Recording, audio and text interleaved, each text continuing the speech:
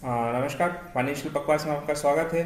तो इस वीडियो में हम बात करेंगे कि सेवानिवृत्ति के बाद अपने निवेश को कैसे संभालें, इन्वेस्ट करेक्टली आफ्टर रिटायरमेंट। तो सेवानिवृत्ति हर एक व्यक्ति के जीवन में आने वाला एक पड़ाव है और अपने निवेश को मैनेज करने में अधिकतर लोग बहुत ही गंभीर गलतियां करते हैं। सभी की सेवानिवृत्ति की उम्र अलग अलग है। कहीं पर 58 है, कहीं पर 60 है, कहीं पर 62 है, तो कहीं पर 65 भी है। और कुछ प्रोफेशन तो ऐसे हैं जिसमें सेवानिवृत्ति की कोई उम्र ही नहीं होती है। सेवानिवृत्ति के बाद औसतन हम लोग 35 वर्ष की उम्र जीते हैं। और इतने वर्षों में आपकी जिंदगी की जो भी बचत होती है ना, जितनी भी बचत होती है, वह मुद्रास्फीति की भेंट चढ़ जाती है, मतलब कि इन्फ्लेशन। तो इसे दो प्रकार से देख सकते हैं। पहली कि आपकी जो बचत है वह सही तरीके से निवेश उत्पादों में लगी हो, यानी कि सही तरीके से अच्छे इन्वेस्टमेंट इंस्ट्रूमेंट्स में हो, जैसे कि इक्विटी वाले म्यूचुअल फंड या फिर इक्विटी में सीधा निवेश हो। और दूसरा, जब आप सेवानिवृत्त होते हैं तो इस निवेश से आपके लिए नियमित आय आती रहे। बुनियादी बात यह है कि आपको अपने निवेश से होने वाली आय पर ही निर्भर रहना है। अगर आपकी पेंशन आती है तो कोई बात ही नहीं है, लेकिन पेंशन भी धीरे धीरे कम पड़ने लगती है जब आपका खर्चा बढ़ने लगता है। मतलब कि जैसे जैसे कि हम आगे बढ़ते जाएंगे वैसे वैसे महंगाई भी बढ़ती जाएगी। तो आपका निवेश आपको मुद्रास्फीति की दर से ज़्यादा रिटर्न देना चाहिए। आपका जो मूलधन है वह हमेशा मुद्रास्फीति की दर के साथ बढ़ता रहना चाहिए। अगर वह मूलधन इतना ही रहता है तो आपको आने वाले वर्षों में बहुत बड़ी समस्या का सामना करना पड़ेगा। तो इससे कैसे निपटा जाए, तो एक उदाहरण देखते हैं कि आप यह मानकर चले कि अगर आज बैंक में फिक्स डिपॉजिट की दर लगभग 7.5% है और मुद्रास्फीति की दर अगर 5% है और आपकी डिपॉजिट जो है 30 लाख रुपए है, तो एक साल के बाद आपकी डिपॉजिट की रकम लगभग 32,25,000 रुपए हो जाएगी। अब आप सोच रहे होंगे कि मैं अपना खर्च इस 2.25 लाख रुपए से निकाल लूंगा। लेकिन हम यहाँ बता देते हैं कि आप गलत सोच रहे हो, क्योंकि यहाँ पर मुद्रास्फीति की दर जो है 5% है। तो इस हिसाब से आपका निवेश जो है एक साल बाद 30 लाख की जगह 31,50,000 रुपया होना चाहिए। मतलब कि जो 30 लाख रुपए की वैल्यू है वो एक साल बाद 30 लाख रुपए की जगह वो 31,50,000 रुपये होना चाहिए। तो आप जब 2.25 लाख रुपए में से 1.5 लाख रुपया घटा देंगे तो आपके पास बचेंगे महज 75,000 रुपये।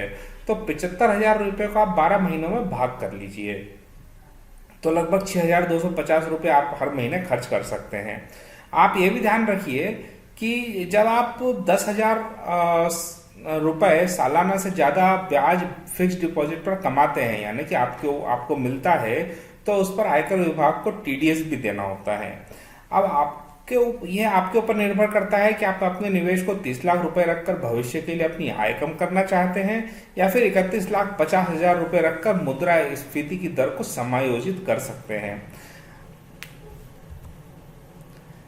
कई बार तो ऐसा भी होता है कि जब फिक्स डिपॉजिट की दर मुद्रास्फीति की दर से कम होती है या बराबर होती है या उनके बीच का अंतर बहुत कम होता है, तो आने वाले समय में इसकी कोई गारंटी नहीं है कि फिक्स डिपॉजिट की दर मुद्रास्फीति की दर से ज़्यादा होगी।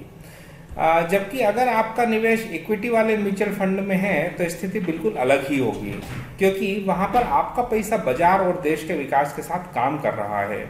आप वहां से आराम से कम 4% सालाना निकाल सकते हैं और आपका पैसा वहां पर बढ़ता भी रहेगा।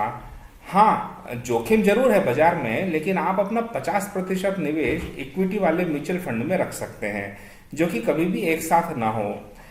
निवेश हमेशा टुकड़ों में करते रहना चाहिए, जिससे आपका निवेश बाजार के हर स्तर पर हो।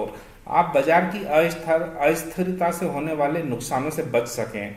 इन नुकसानों को फायदे में बदलने का नाम है नियमित निवेश। अगर आपका निवेश शेयर बाजार में सीधे भी है तो आपको उसके अन्य फायदे भी मिलेंगे, जैसे कि उनसे मिलने वाला डिविडेंड जो कि टैक्स फ्री है। अगर आपका निवेश म्यूचुअल फंड और इक्विटी दोनों में है तो यहाँ पर आपको आयकर में भी फायदा होगा, क्योंकि इस आय पर आपका आयकर नहीं लगेगा। जैसे जैसे आपकी उम्र बढ़ती जाएगी वैसे वैसे मुद्रास्फीति की दर भी बढ़ती जाएगी, यानी कि इन्फ्लेशन भी बढ़ता जाएगा। तो सेवानिवृत्ति के बाद 5 से 7 वर्ष आपको थोड़ा लगेगा कि हमारा पैसा जोखिम में निवेश है, जब आप इक्विटी मार्केट में लगाएंगे। लेकिन जब आप 7 वर्ष के बाद अपने निवेश को देखेंगे तो आपको खुशी होगी कि आप सेवानिवृत्ति के बाद जो है बुढ़ापे में होने वाली गरीबी से बच बच सकेंगे, क्योंकि आपका पैसा बहुत ज़्यादा हो चुका होगा। तो बहुत ही कम लोगों ने इस बारे में सोचना और समझना शुरू तो कर दिया है, जो कि अपने नियमित निवेश म्यूचुअल फंड और इक्विटीज में कर रहे हैं और इससे होने वाले फायदे उठा रहे होंगे। जो लोग इक्विटी बाजार में और म्यूचुअल फंड में निवेश कर रहे हैं, उनको लघु अवधि या मध्यम अवधि के फायदों को नजरअंदाज करना चाहिए, यानी कि शॉर्ट टर्म या मीडियम टर्म के जो भी प्रॉफिट होते हैं उनको नजरअंदाज करना चाहिए। तभी आप लंबे समय तक निवेशित रह पाएंगे और लंबी अवधि में अच्छे लाभ कमा पाएंगे। हालांकि अभी भी 99% लोग जो सेवानिवृत्त हो चले हैं और वो अपना पैसा फिक्स डिपॉजिट में रखना ही श्रेयस्कर समझते हैं। जैसे जैसे आप और बूढ़े होते जाएंगे वैसे वैसे आपका पैसा और कम होता जाएगा। इस बारे में ज़्यादा जानकारी के लिए आप अपने निवेश सलाहकार की सलाह जरूर लें। निवेश सलाहकार CFP यानी कि सर्टिफाइड फाइनेंशियल प्लानर होना चाहिए, जिससे कि आपको वो अनबायस्ड राय दे सके और आप किसी ऐसे उत्पाद में ना फंसें जिसमें कि वो कमीशन का उसको लालच हो। तो उम्मीद है आपको यह जानकारी पसंद आई होगी। आप जो है अभी अगर आपने अभी तक हमारा चैनल सब्सक्राइब नहीं किया है तो नीचे लाल कलर का बटन दे रखा है, सब्सक्राइब लिखा हुआ है, उसके ऊपर आप क्लिक करेंगे तो सब्सक्राइब हो जाएगा आपका। और जब आप घंटी के बटन पर क्लिक करेंगे तो आपको नोटिफिकेशन आते रहेंगे जब भी हम नया वीडियो डालेंगे। आप हमारे वीडियो को शेयर कीजिए, लाइक करिए और इसकी लिंक जो है कॉपी करके अपने व्हाट्सएप ग्रुप में भी अपने दोस्तों को भेजिए, जिससे वो लोग भी इस हिंदी में मिलने वाली जानकारी से परिचित हो पाए। धन्यवाद।